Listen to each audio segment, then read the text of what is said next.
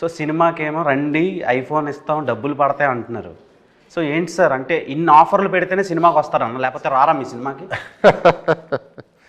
ఆఫర్లు మేము సినిమాకి రమ్మని చెప్పామా? సినిమాకి రావడానికి కోసం కాదు పెట్టింది, మా అమ్మాయి చూపిస్తున్న ప్రేమకి ఇస్తున్నాం.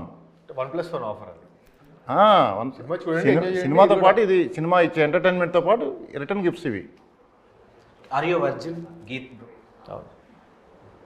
సో వర్జినిటీ పోవడానికి కూడా ముహూర్తం పెట్టేసుకున్నాం ఆల్రెడీ. దాన్నే పెళ్ళి అంటారు కాదు, 11th జూలై. 11th జూలై కాదు. ఇప్పుడు హౌ వర్జినిటీ ఈజ్ ఇంపార్టెంట్ అంటే మీరు ఏం చెప్తారు?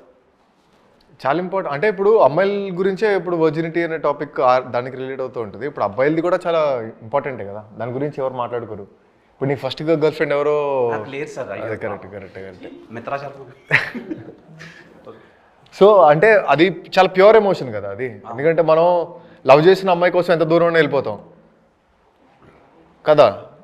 అంటే నేను సో లవ్ చేసిన అమ్మాయి కోసం ఎంత దూరం వెళ్తాం, ఏదైనా ఇబ్బంది జరిగితే అంతే బాధపడతాం. సో అంత ప్యూర్గా ఉంటారు వర్జిన్ బాయ్స్ అనే ఎమోషన్ అది.